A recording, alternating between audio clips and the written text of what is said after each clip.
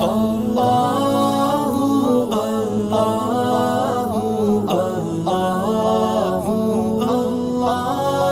اللہ الرحمن الرحیم۔ جنت کی نعمتیں، وہاں کے پھل فروٹ اور جنتیوں کو ملنے والی چیزوں کا بیان ہو رہا ہے۔ اسی میں سے سورہ بقرہ کی آیت پیش کی جا رہی ہے، وَبَشِّرِ الَّذِينَ آمَنُوا وَعَمِلُوا الصَّالِحَاتِ أَنَّ لَهُمْ جَنَّاتٍ تَجْرِي مِن تَحْتِهَا الْأَنْهَارُ كُلَّمَا رُزِقُوا مِنْهَا مِن ثَمَرَةٍ رِزْقًا قَالُوا هَذَا الَّذِي رُزِقْنَا مِن قَبْلُ وَأُتُوا بِهِ مُتَشَابِهًا وَلَهُمْ فِيهَا أَزْوَاجٌ مُطَهَّرَةٌ وَهُمْ فِيهَا خَالِدُونَ۔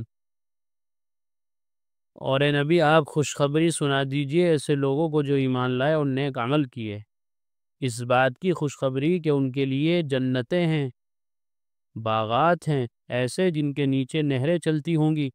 جب بھی کوئی پھل ان بہشتیوں میں سے ان کو کھانے کو ملے گا، یعنی ان باغوں میں سے ان کو کھانے کو ملے گا، تو ہر بار کہیں گے کہ یہ تو وہی ہے جو اس سے پہلے ہم کو مل چکا ہے۔ ان کے پاس شکل و صورت میں ملتے جلتے پھل لائے جائیں گے، اور ان کے لیے وہاں پاکیزہ بیویاں ہوں گی، اور وہاں وہ ہمیشہ رہیں گے۔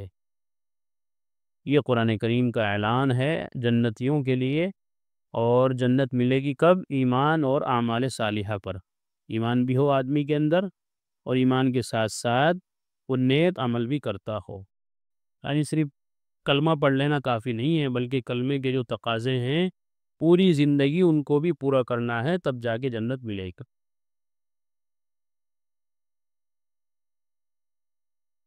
صاحب بیان القرآن لکھتے ہیں کہ اکثر لطف کے واسطے ایسا ہوگا کہ دونوں بار کے پھلوں کی صورت ایک سی ہوگی، جس سے وہی سمجھیں گے کہ یہ پہلی قسم کا پھل ہے، مگر کھانے میں مزہ دوسرا ہوگا، جس سے حظ و سرور مضاعف ہوگا۔ یعنی ایک جیسی شکل کے پھل لائے جائیں گے تو جنتی یہ سمجھے گا کہ یہ تو وہی پھل ہے جو میں نے ابھی کھایا تھا، پھر یہ لیا ہے۔ اس سے کہا جائے گا کھا کے تو دیکھ لے، تو کھا کے دیکھے گا تو اس کا مزہ تو پہلے والے سے بہت ہی عمدہ۔ مفسر ابن کثیر رحمۃ اللہ علیہ نے اس کی تفسیر میں حضرت ابن عباس اور دیگر صحابہ رضی اللہ عنہم سے یہ قول بھی نقل کیا ہے کہ جنتی حضرات پھل کی صورت دیکھ کر کہیں گے کہ یہ پھل تو ہم نے دنیا میں دیکھا ہے، لیکن جب اس کو کھائیں گے تو معلوم ہوگا کہ صرف شکل و صورت میں مشابہت ہے اور مزہ کچھ اور ہی ہے۔ جی، مثال کے طور پر وہاں سیب دیکھیں گے، ایپل، کہیں گے بھائی تو دنیا میں بہت کھایا، کچھ نیا لے کے آؤ۔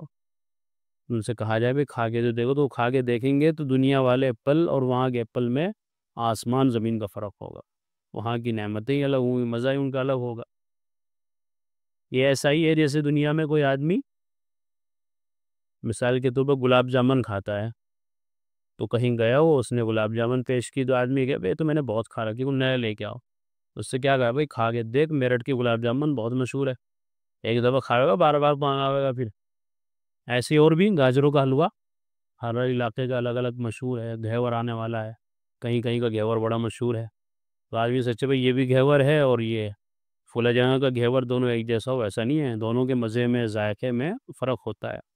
گاجروں کا حلوہ کہیں بہت شاندار بنتا ہے، بریانی یہاں بھی بنتی ہے، میرٹھ میں بھی بنتی ہے، حلیم بریانی وہاں کی مشہور ہے لیکن یہاں بھی بنتی ہے، لیکن دونوں میں فرق بہت ہے۔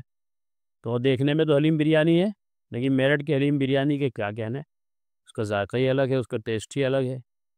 تو وہاں جنت میں بھی ایسا ہی ہوگا کہ پھل جو ملیں گے وہ شکل صورت کے اعتبار سے تو دنیا کے پھل ہوں گے، جیسے دنیا میں کھائے تھے کیلے، آم، سیب وغیرہ، لیکن مزے اور ذائقے کے اعتبار سے وہ دنیا کے پھلوں سے بہت درجہ مزیدار ہوئے۔ مشکوٰۃ شریف باب صلاۃ الخسوف میں بحوالہ بخاری و مسلم نقل کیا ہے کہ نبی اکرم صلی اللہ علیہ وسلم کے زمانے میں سورج گرہن ہو گیا، آپ نے گرہن کی نماز پڑھائی جو بہت لمبی نماز تھی۔ جب آپ نے سلام پھیرا تو سورج صاف ہو چکا تھا۔ سلام کے بعد فرمایا کہ بلا شبہ سورج اور چاند اللہ کی نشانیوں میں سے ہیں، کسی کے مرنے جینے کی وجہ سے ان کو گرہن نہیں ہوتا، بس جب تم چاند سورج کا گرہن دیکھو تو اللہ کا ذکر کرو۔ دوسری روایت میں یہ بھی ہے کہ اس دن حضرت ابراہیم، نبی اکرم صلی اللہ علیہ وسلم کے بیٹے تھے کہ ابراہیم رضی اللہ عنہ، ان کا انتقال ہوا تھا، تو جب ان کا انتقال ہوا اسی دن سورج بھی گرہن ہو گیا، تو لوگوں نے سمجھا کہ شاید ہمارے نبی صلی اللہ علیہ وسلم کے بیٹے کا انتقال ہوا تو اس کی وجہ سے شاید سورج بھی سوگ منا رہا، جیسے دنیا میں لوگ کہتے ہیں نا تو نبی اکرم صلی اللہ علیہ وسلم فرمایا کہ اس کا کسی کی موت حیات سے کوئی تعلق نہیں ہے، یہ تو اللہ کی نشانیاں ہیں۔ اللہ تعالیٰ اپنی قدرت کے مظاہرے فرماتے رہتے ہیں کہ دیکھو یہ ساری چیزیں ہمارے کنٹرول میں۔ اتنا بڑا سورج جو ساری دنیا کو روشنی دیتا ہے، اگر ہم چاہیں تو یہ پھیکا بھی پڑ سکتا ہے۔ یہ اپنی روشنی کے ذریعے سے لوگوں کو کوئی فائدہ نہیں پہنچا سکتا اگر ہم چاہیں۔ تو اللہ تعالیٰ اس طرح اپنی قدرت کے کرشمے دکھاتے رہتے ہیں اور سورج اور چاند کی روشنی کو اپنے قبضے میں کر لیتے ہیں، اس سے بے نور ہو جاتے ہیں۔ دیکھا نا، جب سورج گرہن ہوتا ہے تو دن میں بھی اندھیرا ہو جاتا ہے، ایسے ہی چاند گرہن لگتا ہے رات میں تو اندھیرا چھا جاتا ہے، عجیب قسم کا ماحول بن جاتا ہے۔ تو یہ سب اللہ کی نشانیاں ہیں۔ صحابہ نے عرض کیا رسول اللہ، ہم نے دیکھا کہ نماز پڑھاتے میں آپ نے اپنی اسی جگہ کھڑے کھڑے کچھ لینا چاہا، پھر ہم نے دیکھا کہ آپ پیچھے ہٹے، یہ کیا بات تھی؟ آپ صلی اللہ علیہ وسلم جب نماز پڑھا رہے تھے سورج گرہن کی، تو نماز پڑھتے پڑھتے ایسا لگا صحابہ کو کہ آپ صلی اللہ علیہ وسلم اپنی جگہ کھڑے کھڑے کچھ لینا چاہ رہے ہیں۔ کوئی آدمی کوئی چیز دے رہا ہو نا تو آدمی پکڑے اسے، لے وے دونوں ہاتھوں سے، یہ کیا بات تھی؟ آپ کے ہاتھ میں تو ہم نے کچھ نہیں دیکھا، لیکن آپ نے اپنے ہاتھوں کو ایسے ہی کیا جیسے کوئی آدمی کوئی چیز لیتا ہو اپنے ہاتھ میں۔ ہاں، حضرت صلی اللہ علیہ وسلم نے جواب میں فرمایا کہ میں نے یہی کھڑے کھڑے جنت دیکھی، لہذا میں نے اس میں سے ایک خوشہ لینے کا ارادہ کیا ہے، گچھا، اور اگر میں ایک خوشہ لے لیتا تو جب تک دنیا باقی رہتی تم اس میں سے کھاتے رہتے۔ جنت کے پھل فروٹ آپ کو دکھائے گئے، وہاں کی نعمتیں دکھائی گئی، تو آپ نے چاہا کہ ایک خوشہ توڑ لوں، لیکن پھر آپ پیچھے ہٹ گئے۔ اس حدیث سے اندازہ ہو سکتا ہے کہ جنت کے پھل کتنے بڑے بڑے ہوں گے، فرمایا کہ اگر ایک گچھا میں توڑ لیتا تو قیامت تک دنیا جب تک ختم نہ ہوتی لوگ کھاتے رہتے، لیکن وہ ختم نہ ہوتا گچھا۔ حضرت ابو سعید خدری رضی اللہ عنہ کا بیان ہے کہ رسول اکرم صلی اللہ علیہ وسلم نے ارشاد فرمایا کہ میرے سامنے جنت پیش کی گئی تو میں نے تم کو دکھانے کے لیے انگوروں کا ایک خوشہ لینا چاہا، بس خدا کی حکمت ایسی ہوئی کہ میرے اور خوشے کے درمیان آڑ لگا دی گئی، لہذا میں نہ لے سکا، چونکہ وہ نظام الگ ہے جنت کا، وہ تو مرنے کے بعد ہوگا۔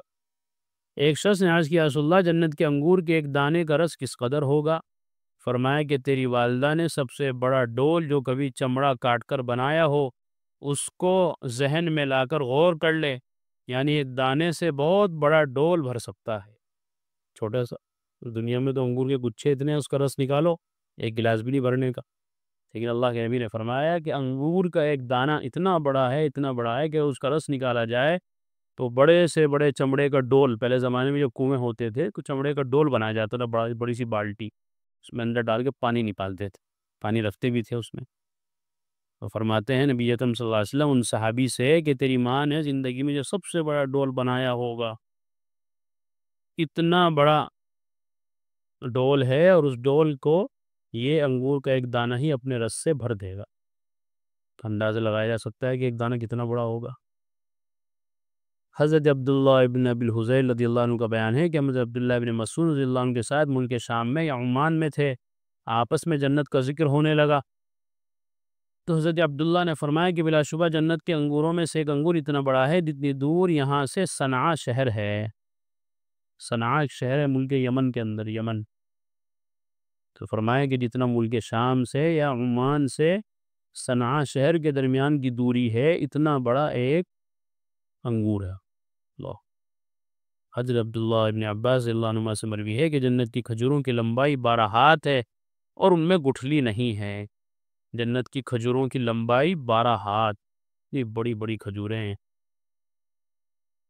کہہ دیا نا قرآن کریم نے کہ ایسا کچھ ہے وہاں جو کبھی تم نے دیکھا نہیں، تمہارے کانوں نے کبھی سنا نہیں، تمہارے دل پہ کبھی اس کا خیال بھی نہیں گزرا۔ تو ظاہر سی بات ہے کہ ایسی چیزیں تو جب بھی آدمی کے دیکھ کر حیران ہوگا، جب اتنی بڑی بڑی ہوں گی، لمبی چوڑی ہوں گی۔